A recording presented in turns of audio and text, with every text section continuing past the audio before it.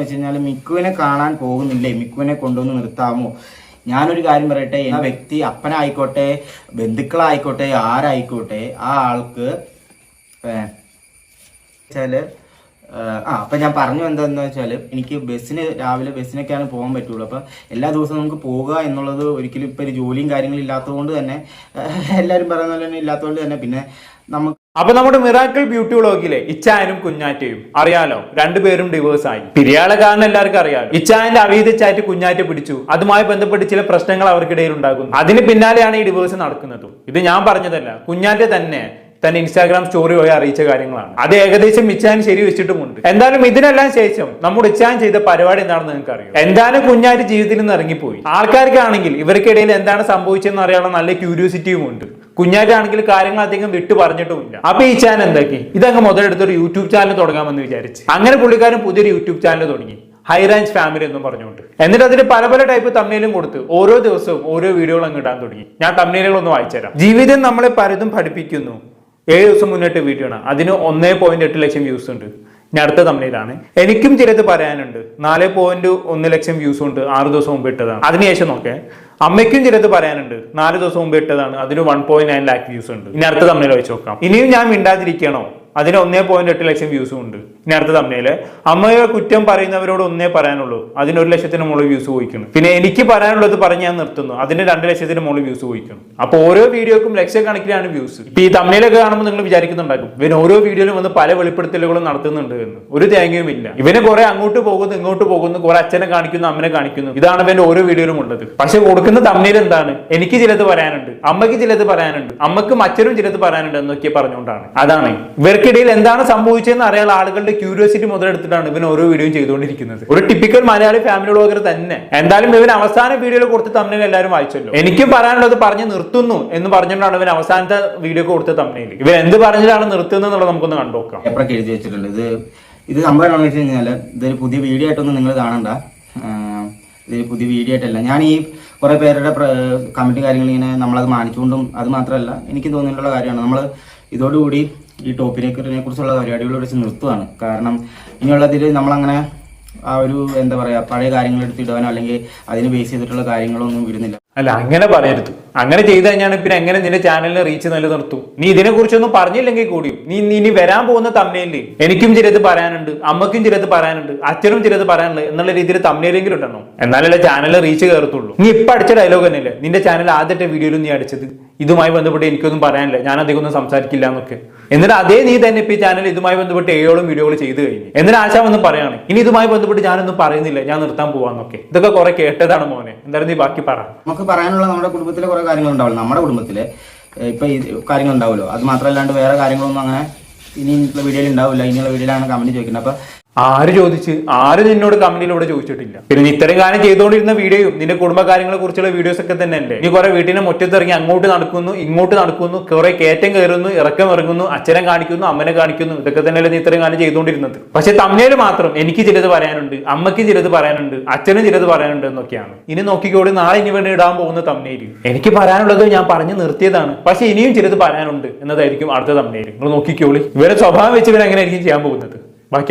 ഞാൻ ആ വീഡിയോയും കാര്യങ്ങളും ഇപ്പൊ എന്റെ മാത്രം ഭാഗത്ത് ഇത് പറഞ്ഞാൽ ഇപ്പൊ ഞാനിപ്പോ എല്ലാം സമ്മതിച്ചു കഴിഞ്ഞപ്പം കുറെ പേര് ഇപ്പം ആ ഒരു വ്യക്തിനെ ഭയങ്കരമായിട്ട് പറയാനൊക്കെ കണ്ടു. ഞാൻ ആര് പറഞ്ഞ ആ വ്യക്തിനെ, ആരും ആ വ്യക്തിനെ കുറിച്ച് പറഞ്ഞിട്ടില്ല. കുഞ്ഞാലിനെ കുറിച്ചാണ് പുള്ളിക്കാരൻ പറഞ്ഞു വെക്കുന്നത്. എല്ലാരും ആ വ്യക്തിനെ കുറിച്ച് നല്ലത് മാത്രമാണ് പറയുന്നത്. വൈകിയാണെങ്കിൽ ഇപ്പോഴെങ്കിലും നിനക്ക് ഡിവോഴ്സ് ചെയ്യാൻ തോന്നിയല്ലോ എന്നൊക്കെയാണ് എല്ലാവരും പറയുന്നത്. അല്ലാതെ ആരും ആ വ്യക്തിനെ മോശമായിട്ട് പറയുന്നില്ല. എന്തായാലും നീ ബാക്കി പറഞ്ഞാട്ടെ. ഇപ്പൊ കുറെ സോഷ്യൽ മീഡിയയിൽ കുറെ റിയാക്ഷൻ ചെയ്യുന്ന ആൾക്കാരെല്ലാവരും ഇങ്ങനെ പറയുന്നുണ്ട് ഓരോരോ കാര്യങ്ങൾ. ഞാനത് കാണുന്നുണ്ട്, പക്ഷെ എനിക്ക് ഞാൻ അവോയ്ഡ് ചെയ്ത് വിടുവാണ്. കാരണം എന്ന് വെച്ച് കഴിഞ്ഞാൽ അവരെന്തും പറയട്ടെ, അവരെന്തും പറഞ്ഞോട്ടെ, കുഴപ്പമില്ല. അത് പലരുടെയും അഭിപ്രായമായിരിക്കാം. എനിക്ക് അഭിപ്രായങ്ങൾ ഉള്ളതുപോലെ തന്നെ പലർക്കും പല രീതിക്ക് അവരുടേതായ അഭിപ്രായങ്ങളുണ്ട്. ഒരിക്കലും ഞാൻ ഒരാളെയും കുറ്റം പറയാൻ യോഗ്യനല്ല, ഒരാളെ വിധിക്കാൻ ഞാൻ യോഗ്യനല്ല. കാരണം എനിക്കുമുണ്ട് ഒരുപാട് കുറവുകളും കുറ്റങ്ങളും. ഇതാണ് വലിയ പിടിവള്ളി എന്ന് പറയുന്നത്.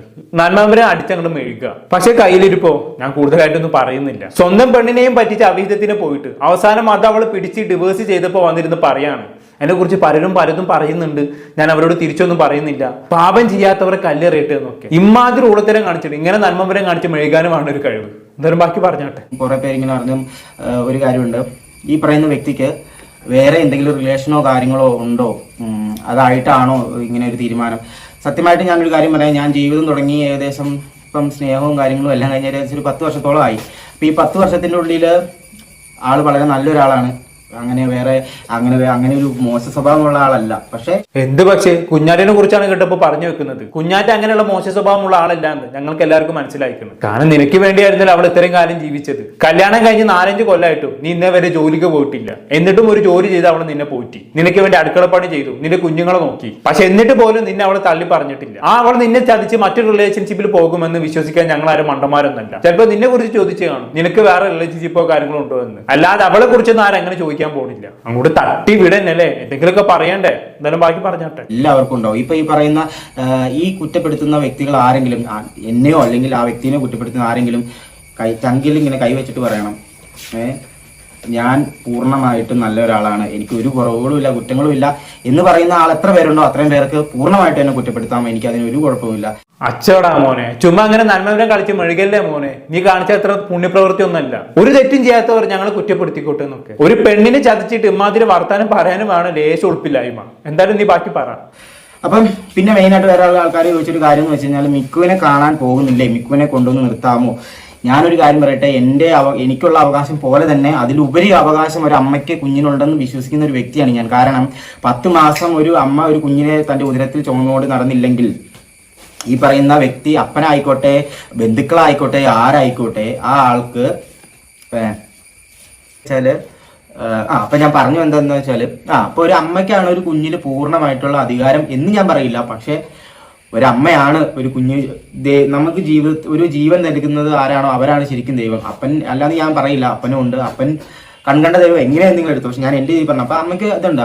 അപ്പൊ അതിൻ്റെതായ ബുദ്ധിമുട്ടുകളും കാര്യങ്ങളും ഉള്ളതുകൊണ്ട് തന്നെയാണ് പിന്നെ നമ്മളെന്താ പറയാ, കുഞ്ഞിനെ എനിക്ക് എടുത്തുകൊണ്ട് വരാൻ ഞാൻ ചെയ്യാത്തതും. കാരണം അത് കുറെ കാര്യങ്ങളുണ്ട്. അപ്പം എന്തുകൊണ്ട് ഞാൻ കാണാൻ പോകുന്നില്ല. അപ്പൊ എനിക്കിപ്പൊ കാണാൻ പോകുന്ന ഒരു സാഹചര്യമല്ല എനിക്കുള്ളത്. പിന്നെ നമുക്ക് ഇവിടുന്ന് ഏകദേശം ഒരു 110 100 മേളിൽ കിലോമീറ്റർ ഇതുണ്ട്. അപ്പം എൻ്റെ വണ്ടി കാര്യങ്ങളൊന്നും ഇല്ല. അപ്പം വണ്ടി കാര്യങ്ങളൊന്നും ഇല്ലാത്തതുകൊണ്ട് തന്നെ എനിക്ക് രാവിലെ ബസ്സിനൊക്കെയാണ് പോകാൻ പറ്റുള്ളൂ. അപ്പം എല്ലാ ദിവസവും നമുക്ക് പോകുക എന്നുള്ളത് ഒരിക്കലും ഇപ്പം ജോലിയും കാര്യങ്ങളും ഇല്ലാത്തതുകൊണ്ട് തന്നെ, എല്ലാവരും പറയുന്ന പോലെ തന്നെ ഇല്ലാത്തതുകൊണ്ട് തന്നെ പിന്നെ നമുക്ക് ഒരുപാട് ബുദ്ധിമുട്ടുകളുണ്ടല്ലോ.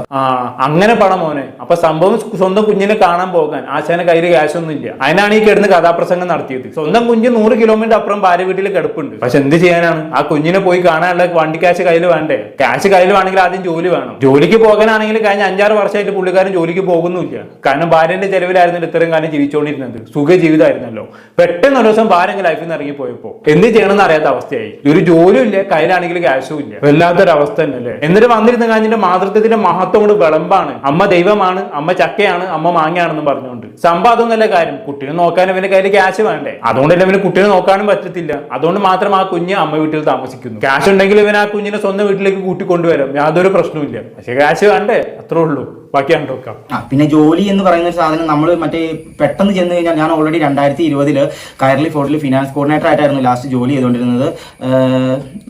കേരള കാർസ് എന്നായിരുന്നു. കയർലി ഫോർട്ടിന്റെ ഇൻഡസ് എന്നാണ്, ഇന്ത്യൻ മണിയുടെ അവരുടെ തന്നെ സബായിട്ടുള്ള അവരുടെ തന്നെ സ്വന്തം ഇതിൽ യൂസർ കാറിലായിരുന്നു ഞാൻ വർക്ക് ചെയ്യുന്നത്. ഫിനാൻസ് കോർഡിനേറ്റർ ആയിരുന്നു. അത് കഴിഞ്ഞ് ഞാൻ ഒരു പേഴ്സണൽ ലോണിന്റെ ആപ്പിൽ റിലേഷൻ മാനേജറായിട്ട് ജോലി ചെയ്യുന്നുണ്ടായിരുന്നു. അത് നമുക്ക് വീട്ടിലിരുന്നിട്ട് തന്നെ സ്റ്റേ ഹോം ആയിരുന്നു വർക്കും കാര്യങ്ങളൊക്കെ. കാരണം കൊറോണയുടെ സമയമായിരുന്നു. അത് കഴിഞ്ഞെല്ലാം കഴിഞ്ഞ് അതിന് ജോലിയിൽ നിന്നെല്ലാം വിട്ട് ഞാനിപ്പം ഇത്രയും വർഷത്തെ ഒരു ഗ്യാപ്പ് എനിക്ക് വന്നു. ഇത്രയും ഗ്യാപ്പ് വന്നതുകൊണ്ട് തന്നെ എനിക്ക് എന്താ കുഴപ്പമെന്ന് വെച്ചാൽ, ഞാൻ ഉദ്ദേശിക്കുന്ന ഒരു ജോലി എനിക്കില്ല. നീ എന്ത് ജോലിയാണ് ഉദ്ദേശിച്ചത് ആദ്യം അത് പറ. ഞാൻ ഉദ്ദേശിക്കുന്ന ജോലി എനിക്കില്ല പോലും. ഇവന് അവസാനമായിട്ട് ജോലി ചെയ്ത് 5 കൊല്ലം മുമ്പെയാണ്. 5 കൊല്ലം മുമ്പ് ജോലിയിൽ നിന്ന് റിസൈൻ ചെയ്തതാണ്. അതിനുശേഷം ഭാര്യയുടെ കീഴിൽ സുഖ ജീവിതമായിരുന്നു. എന്നിട്ട് ഇപ്പൊ അവസാനം എന്ന് പറയാണ്, ഞാൻ ഉദ്ദേശിക്കുന്ന ജോലി എനിക്ക് കിട്ടിയിട്ടില്ല, അതുകൊണ്ട് ഞാൻ ജോലിക്ക് പോകുന്നില്ല എന്നൊക്കെ. നീ അതും പറഞ്ഞാണ് വീട്ടിൽ കുത്തിരുന്നാണെങ്കിൽ ജോലി ലെറ്റർ നിന്റെ വീട്ടിലേക്ക് വരും. ഇവിടെ പലരും മാസങ്ങളോളം വർഷങ്ങളോളം തെണ്ടിയിട്ടാണ് ഓരോ ജോലികളും സംഘടിപ്പിച്ചെടുക്കുന്നത്. അതാണ് കാലഘട്ടം. ആ കാലഘട്ടത്തിലാണ് ഇവന് വീട്ടിലെ സോഫയെ കുത്തിരുന്ന് കഴിഞ്ഞിട്ട് പറയുന്നത്, എനിക്ക് ഞാൻ ഉദ്ദേശിച്ച ജോലി കിട്ടിയിട്ടില്ല, അത് കിട്ടുമ്പോൾ നോക്കാമെന്നുള്ള രീതി. ജോലി ഇല്ലെങ്കിൽ പോയി തെണ്ടി സംഘടിപ്പിക്കി, എന്നാലും ജോലി കിട്ടത്തുള്ളൂ. എന്തായാലും കൊള്ളവന്റെ അവസ്ഥ. ഭാര്യയുടെ കീഴിൽ സുഖ ജീവിതം നയിച്ചുകൊണ്ടിരിക്കുകയായിരുന്നു. അതിനിടയിൽ എന്തോ കഷ്ടകാലത്തിലാണ് ഇവൻ അവൈധത്തിന് പോയത്. അവസാനം ഭാര്യയും പോയി, ജോലിയും ഇല്ല. എന്ത് ചെയ്യാനാകും അല്ലെ? എന്തായാലും കൊള്ളാം. കൂടുതലൊന്നും ഞാൻ പറയുന്നില്ല. എന്താണെന്ന് കേട്ട് നിങ്ങൾക്ക് തോന്നുന്നത് താഴെ കമന്റ് ബോക്സിൽ രേഖപ്പെടുത്തുമല്ലോ. അടുത്തൊരു ടോപ്പിക്കുമായിട്ടും കാണാം.